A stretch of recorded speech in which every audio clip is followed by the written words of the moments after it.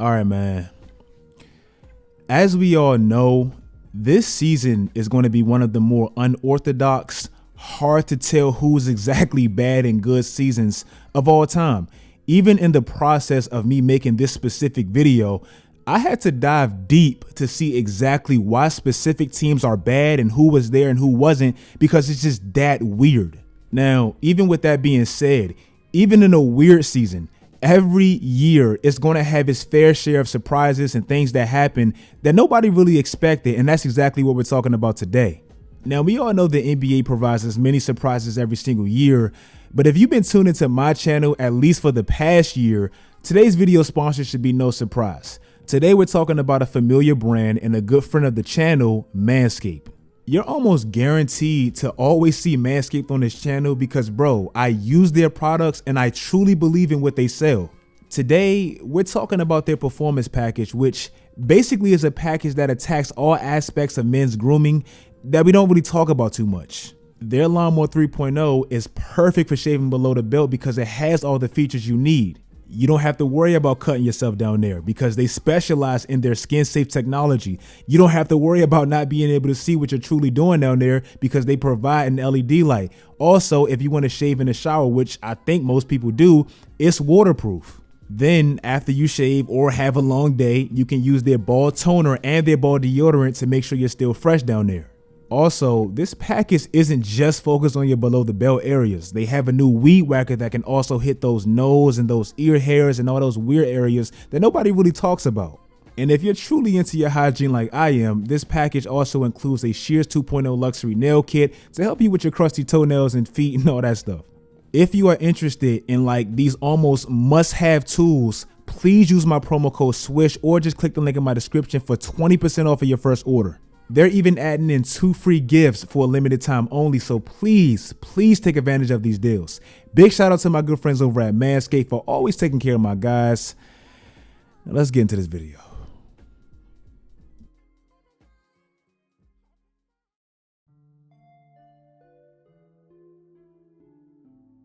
When Washington traded for Russell Westbrook, it was truly one of the more polarizing trades that I personally can remember. Some people, and I understood both sides, some people thought the Wizards clearly won, getting the better, more healthier player coming off of one of his best, most efficient seasons. And on the other side, some people actually thought the Rockets won, getting rid of Russ's contract and really his hard to build around play style. So I understood both sides. Regardless of what anybody originally thought, nobody can say they've seen the Wizards being this bad, and specifically Russ. Now, granted, they have been an injury-riddled team. Like, they got hit worse than anybody with the virus and all that, and losing Thomas Bryant didn't help. But if you look at Russell Westbrook specifically, I'm sorry, in no way, shape, or form to my eye has he helped this team. I'm sorry, and the numbers even prove it. Last year, Bradley Beal really needed that second scorer slash playmaker to basically take the pressure off of him and actually diversify the offense. It was way too Bradley Beal centric, like Bradley or bust. This year, even with Russell Westbrook on the floor, it still feels that way. They go long stretches, and I know they won last night beating Boston, so somebody's going to say something, but they go long stretches where nobody can score outside of Bradley Beal, and that's their problem. And oddly enough, Russell Westbrook, who's making significantly more than anybody on that team, the team is actually a little bit better when he's not there. I know Russell Westbrook has never been the most efficient player, but this is kind of getting pathetic.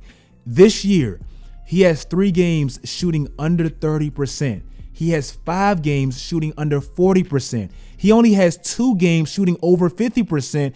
And his free throw shooting is like, I can't even really understand that. Also, this year, including last night, the Wizards are 3-14 while he's out there. Like, when he's out there, they're 3-14. They're 4-3 when he's not even there. I'm not trying to pile on. I promise I'm not. And I don't look at advanced stats and, analytics too much because people rely too heavily on them without even watching the game. But they can be telling. If you look at the league's win shares, and that's basically the numbers of wins a specific player produced for his team. So obviously, Steph, Kawhi, LeBron, Jokic, Embiid, they're all going to be at the top of the list. And Russ used to be right there. If you look at the win shares, Russ is at the complete bottom, and I'm talking about with players you probably never even heard of. I don't know if it's injuries, I don't know if it's athleticism wearing down, but even when I was watching him last night against Boston, he's creating the exact same shots, wide open pull-ups. He's just not hitting them, bro. I don't know what happened to him, but this year he's been ineffective, and that trade is pretty lopsided right now. The Utah Jazz are clearly the surprise team of the year, and whether people want to give them their credit or not, they deserve it, and they are earning that spot. Offensively, they're playing probably the most beautiful basketball in the league, and it's a true team effort. Everybody in that starting lineup, not named Rudy Gobert, all of them are averaging 40% from deep, every single one of them. Also, their bench, led by, to me, the early 6 men of the year, they're actually contributing just as well. Also, it's not like the Mavericks last year where they were scoring all these points and playing this great offense but not playing great defense. They've always been known as a great defensive team in the last few years, and they're doing that exact same thing this year. Now, some people, and I'm not even going to lie, I thought about this as well. Some people are comparing this team to the 2015 Atlanta Hawks. I thought about that, but I truly disagree with that, and it's because of one man, Donovan Mitchell. Trust me, I understand the comparison. I understand both play team-oriented offense and defense. They both shot a lot of threes. I understand that. But that Hawks team, they didn't have one player averaging over 16 points. Paul Millsap was their team leading scorer, and no disrespect, but come on, bruh. In this era, if you don't have any wing players that can play on ball and truly get their own bucket, because that's what the playoffs requires, if you don't have that, that's a recipe for failure. Utah does. Donovan Mitchell last year in the playoffs, he showed you he can carry a team. I know they lost. They were down Bogdanovich, one of their more significant players on the team, but he still showed you he can carry. If he can take that next leap, and with Shaq basically putting a battery in his back every other night, I think he will. If he can take another leap, they'll be just fine. In my opinion, and this is just my view of things, but in my opinion, it's no team in the West, not named the Lakers, that they can't beat in the 7-game series. The Lakers, I'm going to give it a little bit more time. I want to see a little bit more things, but right now I'm going to stick with the rest of the West. They can beat everybody. Remember when everybody basically laughed at Tom Thibodeau for being the New York Knicks' new head coach? Even me, I can't even lie. He doesn't fit New York. He's going to ruin the young players. He doesn't know how to develop all this stuff. Bro, he's proving everybody wrong. One thing you can always count on with the Tom Thibodeau-led team, bro, you're going to get some damn defense. You're going to get defense, and you're going to get real effort. Offensively, this team truly doesn't have that guy that can take that next step. I know Julius Randle was playing good, but he doesn't transcend the team where everybody plays better based off of him. Basically, what I just said is pretty much a good representation of why they're dead last in team scoring, dead last in the league. Look at the last 5 teams that were dead last in the league in scoring. They were either the worst team or one of the worst teams in the league. You know why that's not New York and why they're 7th in the East right now as I record this video? It's because they basically balance it out with their discipline and their grittiness on the other side. This is a team with clear inferior talent, especially offensively, simply overachieving off of heart alone, led by their head coach, Tom Thibodeau. If they make the playoffs, and I'm hoping and praying they do, New York basketball in the playoffs, it's been way too long, especially both teams. That would be lit. If they make the playoffs, this man deserves to be in the running for a second coach of the year, because that's a complete overachievement. And lastly, and if y'all still here, I want y'all to really listen up to this one. I want to talk about a tweet I seen from a fellow YouTuber of mine, Rusty Buckets. That's my guy, man. I love his channel. I love what he does.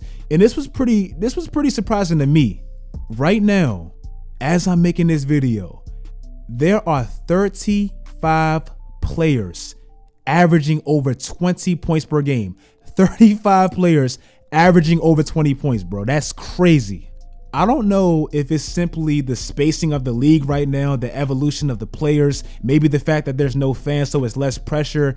But to put that into some perspective, 5 years ago, just 5 years ago, that was the year LeBron won the championship and said Cleveland is for you and all that. 5 years ago, we had only 20 players averaging over 20 points or more. We only had 6 players averaging over 25 points or more. To put that even in more perspective and kind of show you how crazy it is even more, 10 years ago, KD was the league leading scorer. Like, he was the champion of scoring and all that with 27 points per game. Do you know where that will rank right now as we stand? 8th. Also, even if you look at the efficiency in which they're scoring, bro, it's insane. Like, it seems like everybody is damn near 50, 40, or somewhere in that ballpark. Look at Terry Rozier, bro. Like, this is crazy. If you can't score in today's league, and this is why I've been so hard on Lonzo. I know he's playing a lot better now, but in the past, that's why I've been so hard on him. If you can't score in today's league where the spacing is crazy and everybody is damn near averaging 20 points on crazy splits, I don't know what to say. Like, this is the easiest league to score in the NBA history.